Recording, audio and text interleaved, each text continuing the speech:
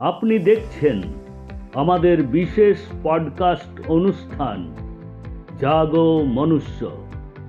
এই অনুষ্ঠানের মাধ্যমে আমাদের বিশেষ অতিথি সন্তান দলের সম্মানীয় প্রেসিডেন্ট শ্রী শঙ্কর সরকার মহাশয় প্রকৃতি ও মহাবিশ্ব সম্পর্কে আমাদের সবাইকে সচেতন করবেন। এই অনুষ্ঠানটিতে ধর্ম, রাজনীতি, বর্ণ এবং আরও বিভিন্ন বিষয়ের কথা মানুষকে জানিয়েছেন।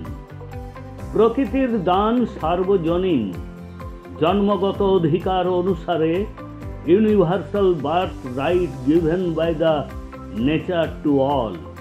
এই প্রকৃতির সমস্ত সম্পদের উপর সকলের সমান অধিকার পাওয়া উচিত।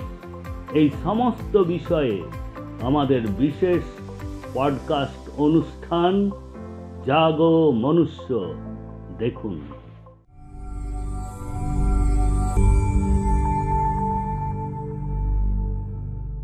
রাম নারায়ণ রাম। আপনি সবই ভক্তবৃন্দকে আমি স্বাগত জানাই আমাদের বিশেষ কার্যক্রম জাগো মনুষ্যতে। আজকে এই খাস আমাদের প্রোগ্রামে রয়েছেন আমাদের সাথে সন্তান দলের ইউনিভার্সাল প্রেসিডেন্ট শঙ্কর সরকার। রাম নারায়ণ রাম। রাম মানুষের রাইট আছে, অধিকার আছে, মানুষের যা কিছু করার সুযোগ আছে, এবং সেই অধিকারকে যদি মানুষ অপচয় করে, অপব্যবহার করে, মানুষ মানুষের শত্রু হয়ে যায়, মানুষ মানুষের ক্ষতি করে, তো প্রত্যেকের কাছে ফেঁসে যাবে এবং প্রত্যেকের শত্রু হয়ে যাবে। সেই জন্য ব্রহ্মজি বলছেন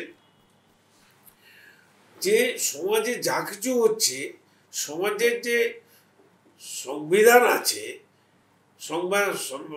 সমাজের যে সংবিধান, রাষ্ট্রের যে সংবিধান, রাষ্ট্রে যা চলছে সেটা সঠিক চলছে না, সেটা ঠিক নয়। এটাকে আমূল পরিবর্তন করতে হবে। এই আমূল পরিবর্তন করতে গেলে প্রথমে আমাদের এই পৃথিবীর বুক থেকে ব্যক্তি মালিকানা তুলে দিতে হবে। আজ থেকে 20,000 বছর আগে এই পৃথিবীতেই কোনো ব্যক্তি মালিকানা ছিল না।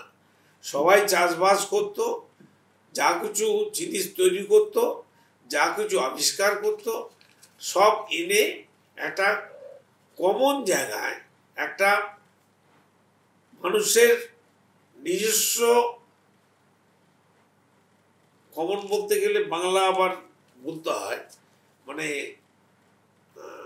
সবার পৌঁছবার যে স্থান, সহজে যে স্থানে সবাই পৌঁছতে পারবে সেখানে রাখা হতো, এবং যার যার প্রয়োজন ভিত্তিক তারা সেই জিনিস নিয়ে যেত।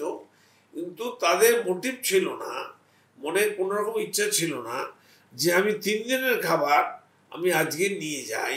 এই সঞ্চয় বৃত্তি তাদের ছিল না। তাই সমাজ খুব সুন্দর ছিল এবং সায়েন্টিফিক ছিল, এবং কোনো পঙ্কিলতা ছিল না, কোনো ঝগড়া বিবাদ ছিল না, কারণ সবাই সবার জন্য ছিল, সবার মন আত্মা ছিল সবার জন্য, সবাই সবার আত্মার আত্মীয় ছিল, সবাই সবার দুঃখে কাঁদত, সবাই সবার সমস্যা ঝাঁপিয়ে পড়ত, সবাই সবার জন্য দাঁড়িয়ে থাকতো, সর্বদা চিন্তন করতো, দাঁড়িয়ে থাকতো। কর্মই তাদের ধর্ম ছিল। কিন্তু কর্মই ধর্ম, এটা একমাত্র সনাতনী হিন্দুরা কৃষ্ণকে টেনে এনে প্রমাণ করত, কৃষ্ণই একমাত্র বলেছেন কর্মই ধর্ম। কিন্তু বিজ্ঞান বলছে, স্পিরিচুয়াল সায়েন্স বলছে, আধ্যাত্ম বিজ্ঞান বলছে কোনো কর্ম মানুষ করে না।